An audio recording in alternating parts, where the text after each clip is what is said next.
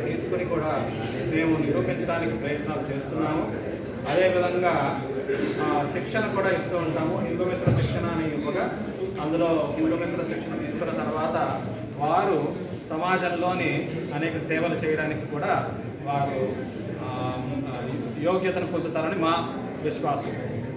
ఈ కార్యక్రమం ఇవాళ విశ్వమే కుటుంబము, వరల్డ్ ఈజ్ వన్ ఫ్యామిలీ అనేటటువంటి థీమ్తోని మేము ఇవాళ చేస్తున్న కార్యక్రమంలో లండన్ నుంచి మిస్ క్యారెన్ డెబ్రాస్కా అనే ఆవిడ మై స్పిరిచువల్ జర్నీ త్రూ సనాతన ధర్మ అని, అలాగే ఇంకొకరు కెనడా నుంచి వచ్చిన వారు raising children with Hindu values.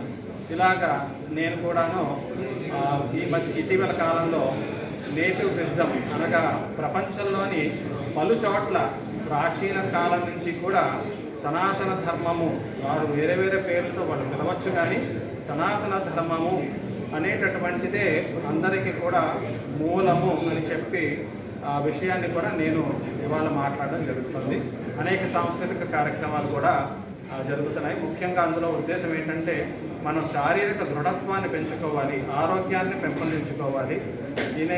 ఈ ఫిట్నెస్ అనేటటువంటి విషయంలో కూడా మనందరూ శ్రద్ధ తీసుకోవాలి అనే అనేకమైనటువంటి సమాజానికి పనికొచ్చేటటువంటి విషయాలనే తీసుకుని మేము కృషి చేస్తున్నాం. ధన్యవాదాలు.